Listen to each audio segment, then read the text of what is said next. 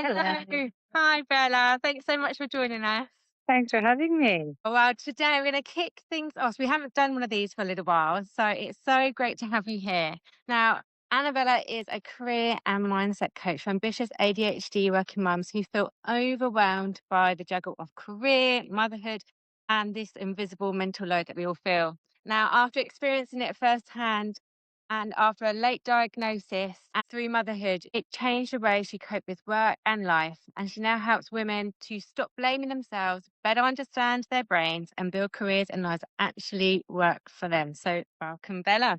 I'm very excited to talk to you today because you're going to be sharing all the ways to help ambitious mums who are ADHD with the juggle, which I know so many of our audience feel.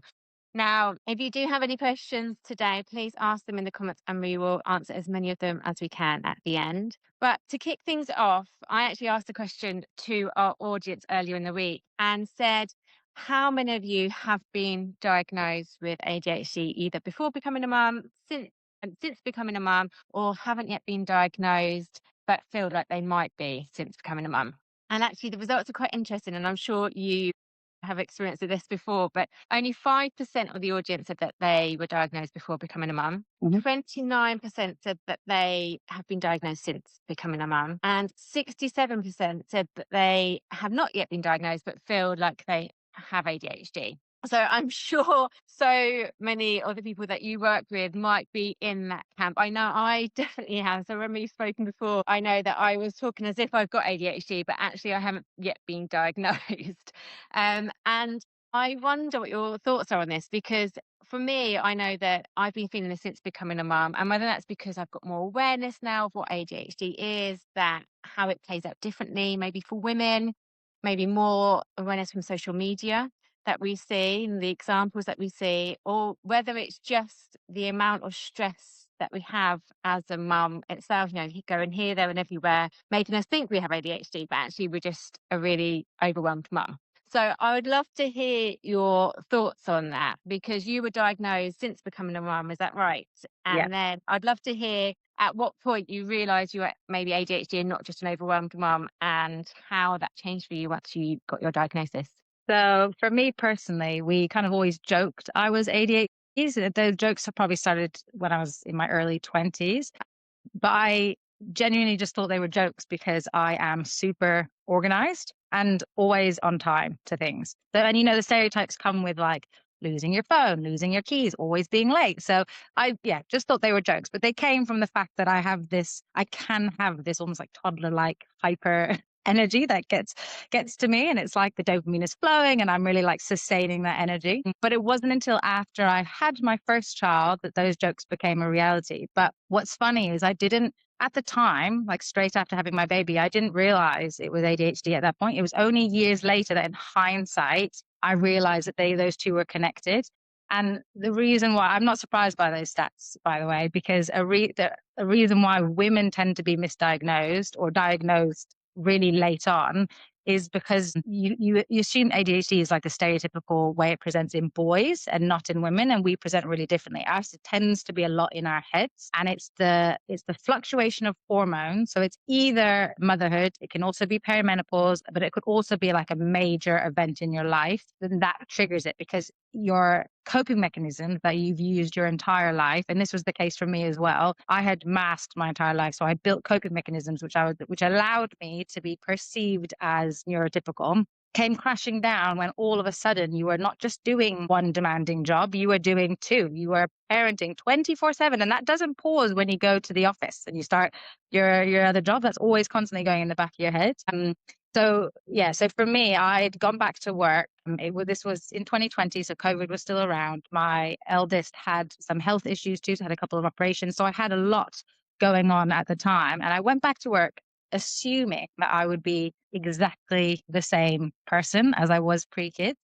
And I was dropping balls left, right, and center. I felt like no matter how hard I tried or how many hours I was putting in, just like nothing seemed to be working. And yeah, like I said, at the time, I just thought it was my fault. I just thought I was failing. I was comparing myself to other moms, thinking like, well, they are working and they've got kids and they seem to have it all together. Like, why can't I do this?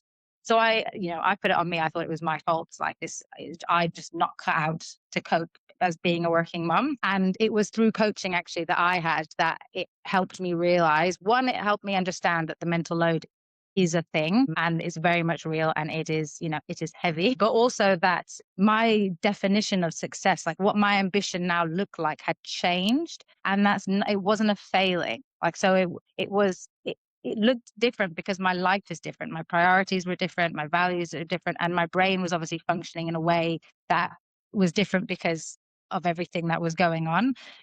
Yeah, I had to redefine. I had to do a lot of work on like redefining what success and what ambition looked like for me. And then, make my life and my work around that. And that's what's ultimately helped me to thrive and feel fulfilled and happy and all of that. But in terms of a diagnosis, I think that's helped me to understand my brain and build in that compassion that's so needed when you already are overwhelmed. Being able to understand that what you might find challenging isn't your fault, it's the way your brain works, and being able to put things in place to help yourself. I think that's what's been hugely valuable for me in my journey so far.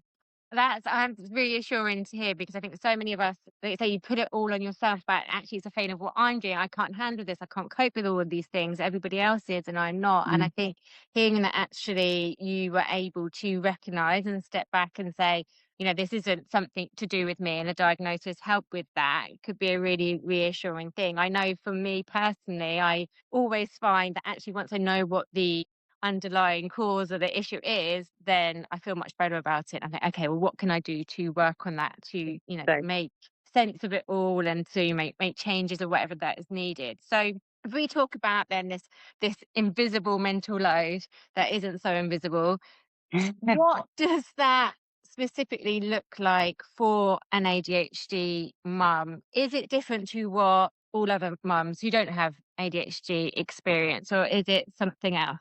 So I'd say that the mental load, generally being a mom and a working mom, is huge. But I would say that it tends to feel louder if you are ADHD because you're processing so many more things all at once. So obviously we have like the school admin, the WhatsApp chats, the PE days, the birthdays, the birthday parties. You've got all of that going on generally.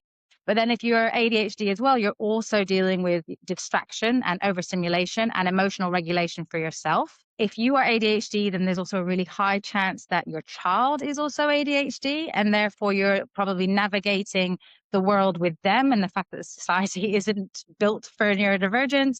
You're trying to advocate for their needs, support them, work around their sensory needs and their dysregulate, like emotional regulation and overstimulation. So, it's a lot. I think the mental load as it is massive. And then I think ADHD just adds an additional layer of complexity, basically. Yeah, absolutely. It's like you've almost got all these tabs open anyway. Yeah. You're then, like you say, dealing with this extra layer of your regulation and all the other things. And like you say, your children on top of that too. And I know that's in my experience too, is that I've noticed through my own awareness of myself that potentially my son is also in, neurodivergent. And so when we clash, we Yeah. really clash, so it has to, all these things have to be at play almost at the same time, which makes it really difficult for anybody, but especially when maybe you don't know yourself. And I think that's when it's hard, isn't it? When you don't actually realize that maybe you are ADHD too. Yeah. So from what I'm aware of for ADHD, it's sometimes that getting that dopamine hit and that extra drive can be really helpful and it can make you thrive and work and all of those things. So you would expect that actually being ADHD and being ambitious is a really good thing. It would almost make it easier. But does it make it harder for mums to be ambitious and have ADHD? So yeah, I would say possibly because when you're ADHD, you tend to become high achieving because you're overcompensating. So like you learn to cope by people pleasing or being a perfectionist or trying to prove yourself constantly, which you it's easy to do. Well, easy. It's you're able to find a better balance pre kids to do that. But when you have kids, you don't have that time to rest and recover and regulate. And a bit about what you're saying when you've got those demanding needs. If you're trying to regulate yourself, but your kid needs you to help regulate them, you don't have that ability to just go like, well, I need a quiet, dark room for half an hour because your parent needs to pick it up and so on. So because we then we don't have that time to rest and recover, regulate, and so on. We then put, again, like I was saying, with what happened to me, we tend to put the blame on ourselves, thinking it's our fault, thinking that like I need to try harder, I need to be more organized. Like we try and sustain our ambition through over functioning and masking and that self pressure rather than through support and sustainability. So I think it's almost like a double edged sword. Like our brains can work where we are almost like naively, I'm going to do this. Like you set your mind something like I'm going to do this, and then be super driven and ambitious from that perspective. But then it is that double-edged sword where you're doing it from like because you're overcompensating or trying to mask and overfunction and so on. So yeah, Well, I guess if you look at that, that I guess would lead to burnout, and it's not yeah. sustainable to just keep functioning, to just keep overcompensating, to keep driving forward. At some point, you need to rest, recover, do all of those things. So then you need to stop and learn how to weave that in. So for an ambitious ADHD mum, what can they do at work or to ease the pressure both at work and at home? Do you have any sort of top tips that you often share? So I would say first one is to stop comparing yourself to others, which I know is easier said than done, but stop comparing yourself to others, especially to those who don't have kids, who aren't ADHD, who don't carry that mental load. But practically, I would say would be to look at your life as a whole. And this is the work that I do with my clients, but it's to look at your life as a whole and to figure out what gives you energy. And I don't just mean like the big, oh, I'm going to pick up a hobby or go and spend a day at the spa, but like also those micro moments, like whether it is just having a chocolate bar, for example, those small like dopamine hits. But like look at what gives you energy and doing more of that in your day to day life, and then also look at what's draining you and trying to plug those gaps. And unfortunately, there is no golden nugget. There's no one size fits all. I can't sit here being like, oh well, if you do this, your life is going to magically be a million times better, because we are all unique humans at the end of the day. And then you add on neurodivergent, which is a spectrum anyway, and we all just so different. But I can give you a few examples of things that my clients have implemented that they've found helpful, which you'll also be able to see just from the examples that they are so different. So I had one woman who, from a mental load perspective, in terms of easing that overwhelm and that juggle, she actually had to write down every single task that she was doing visibly so that everyone could see. So it was like a tangible list of things that needed to be done, so that one, she wasn't then carrying that constantly in her head. It was visible. So it's that takes off that executive functioning of what needs to be done. But it also allowed her to be able to delegate and pass on responsibility of different things that people could take them off. And that helped. That helped her just ease overall the mental load. I had someone else who really struggled with the transition of going from a noisy work environment to then going home to a noisy home environment with kids. And so she booked out a quiet meeting room for the last hour of her day so that she could sit in quiet, no distractions, no interruptions, but be able to help regulate her nervous system to almost like reset it before she then went and picked up her kids and then did the second half of her day, which is, the bed bath or bed bath, dinner bath bed. Which order does it go in here? And then I had someone else who didn't have the option to be able to do anything in her work environment. And so she just did a basic like a 10-minute reset before she picked up her kids, which was to listen to some really good music, give her that dopamine hit, and have a snack to be able to fuel her energy so that she could be showing up in a way that she wanted to with her kids later on. So it honestly, it looks different for everyone. But it's about really it's about figuring out what works for you, implementing it, and then seeing if it's sustainable. And I think that's the key thing, because so an example for me, right, is exercise. I now know that I need to exercise in order for me to show up as my best self in all areas. But if I can't exercise through in the middle of the day because I hyper focus on work and then like that's me done.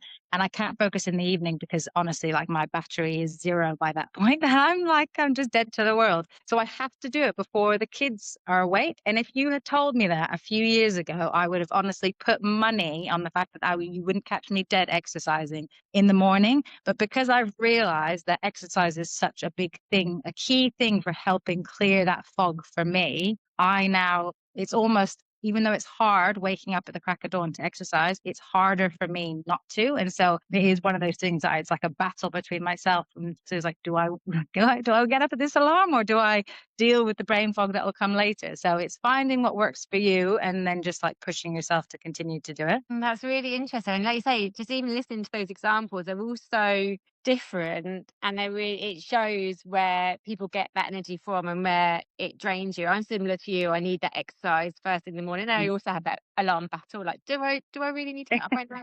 But and actually, interestingly, when I speak to Emma, and we have very similar ways about things, but she is very different to me too in that sense. What gives her energy? She is a list person. She'll write down everything on, on some sort of list and make sure it is there, and she'll use apps to help her with that. Whereas, if I put something onto an app, I'll forget that it's there, and it's not even, it's not visual at all. So what can on that then? So there's so many lots of different ideas there. How can people figure that out? Is it just trial and error, or do you recommend any sort of exercises or things to do to help you figure out what tools work for you? So the first thing that came to mind is this analogy that I love to use. So I always say that I am the head clown in my very own circus, and I am juggling loads of balls, right? So the analogy that I like to give is you're juggling loads of balls, but with our brains, we tend to assume that everything is equally as important, and we classify it all as an emergency, which is why we don't like dropping balls, and we then, spiral into thinking that it's our fault, we're failing, we need to try harder. But the thing is, we are juggling glass balls and plastic balls. So the glass balls, if you drop them, they shatter. So they are the ones that you do not want to drop. They are the commitments that really, really matter. Your plastic balls, however, if you drop them, they bounce right back up. So you might not want to drop them, but when they're, and if inevitably there will come times, multiple times where you'll need to drop a ball or multiple. The plastic balls are the ones that you drop because you know that they are going to get picked back up. So, and they can be things like perfectly packed lunch boxes, or there's that one-to-one meeting that you can push till next week, or, whatever the example is. But it is about like understanding what your balls are, which ones are glass and which ones are plastic, and they will change. Like they're not going to stay, stick to being exactly, those are glass and those are plastic forever. Like they will change. There'll be nuances in your life and moments in your life where you need to reevaluate.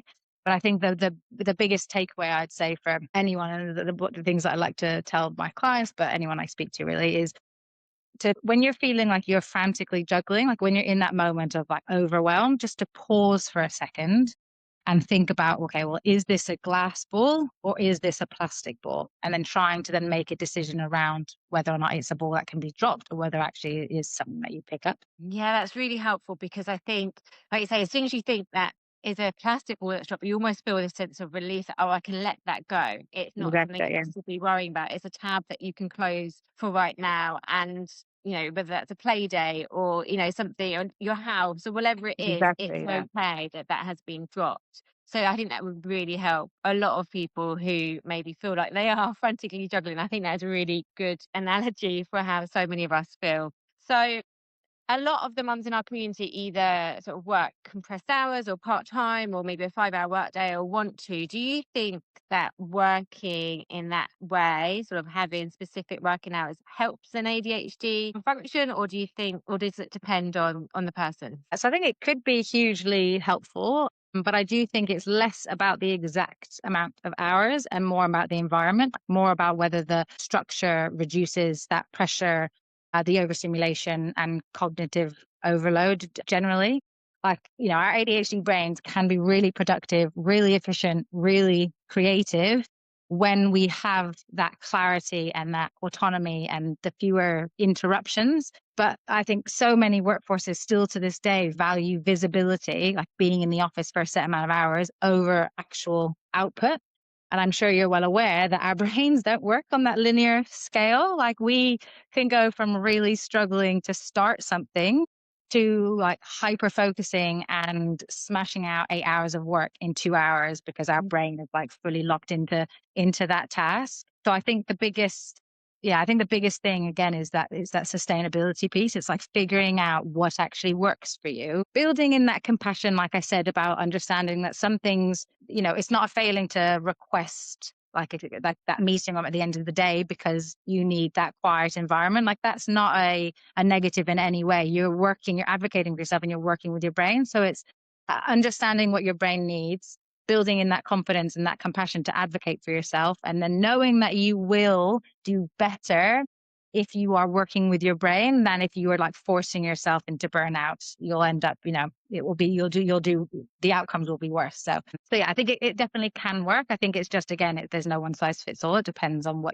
how you work and what your needs are. Yeah, and I have to say, I completely support that in my own experience. I do work 5-hour workday as such, but some days I am so productive, I'm on it. I can get, like you say, 8 hours done in 2 hours and I'm focused. And other days, and usually this is dependent on my own hormonal cycle as well, Yeah. I am just not in it today and I might have to do other things. And I've learned to, because I work for myself and I have that flexibility to do that, I've learned to work with my cycle, but also the way that, I wake up that day. But I think so many workforces, I hope that with the rise of ADHD diagnosis and awareness of it, that they start to understand what neurodivergents need in the workplace and actually Yeah. being more accepting of that. Because I know that it can be really hard to, first of all, even tell your employer that you are ADHD in the first place, but then being able to advocate for why you need certain things. And it's like you say, it's not because you're wanting something different, it's because that you're working with your brain and you need to be able to, you'll work best in that way. And hopefully, I say hopefully, but I hope workplaces start to recognise that, Yeah. that they do start being more aware and not thinking it's just, being in the office and the meetings, all of those things that can make it really hard for neurodivergent brains. So there's hope. But if anyone has any stories around how they have been able to advocate for that, or it may be that they haven't been able to, maybe they can get in touch with you, Bella, and Yeah, find absolutely. ways to do that. I think that would be really helpful because I know it can be really difficult. Yeah, So because I've given advice before about how it isn't as simple as black as white as just going and asking for help, because it does depend on whether you have that trust with your employer. So there are nuances to that, but I think the first step is obviously understanding your needs, and then when you understand your needs, you have that confidence to be able to then advocate for it. Whereas when that understanding is slightly grey, that confidence wobbles a bit in terms of being able to ask. So that first step is understanding how your brain works. And do you think that a diagnosis helps with that, is really needed for that? Or, would somebody say that, okay, I think I'm ADHD, I'm really struggling with this thing, I think this might help me. I don't know that I'm ADHD. Do you think it's okay to do that as well? Because I know so many of us, might not want to go down that formal pathway, but actually is it needed because for a workplace to really understand your needs? Good question. I would say you'd probably get more recognized support with a diagnosis. But if you're working for a company who is more modern and understanding, then I would say you don't need one if you believe that you are. But I think a diagnosis does help. But my personal experience is, I still gaslight myself to this day about whether or not I'm ADHD, despite me having a formal diagnosis from an expert. So I gaslit myself way more pre-diagnosis. So I think a diagnosis does help that, because then you go, okay, well, this definitely isn't just me being lazy or whatever other label you're going to give yourself for your ADHD traits. But it did help me understand and also be able to spot things and then be like, okay, well, that is definitely my ADHD. Now, what can I do to help support myself, or, build in more compassion, because I know that's just not something that I can do, or I won't be able to do. Like, yeah, like you were saying, out of sight, out of mind. I have to have things in sight. And now, instead of me being like, oh, I'm just messy, it's like, no, actually, I need that to stay there. Otherwise it won't get done. If I put it in a cupboard, I'll forget about it for a year. Yeah, exactly. The amount of times I've put something on the dining room table thinking I need to do that. And fair enough, it'll stay there for a couple of days, but it's still in my mind, and my husband will clear it away. And then it'll be months later, I'll be like, what happened to that? And I'm like, oh, I didn't do it because you hid it, you tidied up. Like, I know, I laugh because I'm literally looking at my son's school form that I need to do today. I've left it on the table for every knows.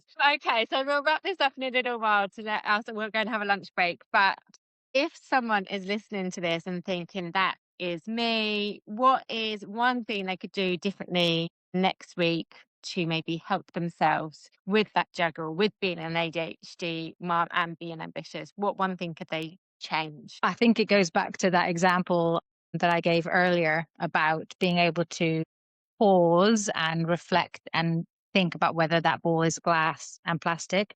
I think that's probably the easiest, most tangible thing that someone can implement today because it just gives you that reflection time to just think about things as a whole, taking that step back. And it can start by just noticing when you're feeling that sense of overwhelm, and then it can start to notice and pause and reflect, and then it can start to notice, pause, reflect, and then make a change. Like whether that's saying, no, I'm not going to do this today. Or it might be like, actually, I need to do this because that's going to help me for the rest of the day for what, for whatever reason. So I think it is that just having that overview of what gives you energy, what drains you, what balls are glass, what balls are plastic, and then trying to form your decisions based around what's going to be best for you long term. Yeah, I love that. And I think there's a really tangible things that we can think about. In fact, I almost feel like I need to have a glass ball and a plastic ball in my house just to remind me as a visual reminder to think about that. Yeah, yeah. Well, thank you so much, Bella. It's been so interesting and reassuring in so many different ways. But if anybody would like some extra support from you or guidance or maybe help advocating for themselves in the workplace, where can they find you? So obviously Instagram at Your Balance Coaching. I'm also on LinkedIn as Annabella Smith, and my website is www.yourbalancedcoaching.com. So, but yeah, I think Instagram is probably the easiest. So just DM me and we can have a chat. Fabulous. Well, I'm going to share this live on our feed. I'll share it with you as well, but it'll also go on our YouTube channel so you can watch it back for anybody interested. Well, thank you so Fantastic. much, Bella. That was really great. I Thank hope you you so enjoyed much, it. Amy. Yeah, you too. Bye. Bye. Thank you.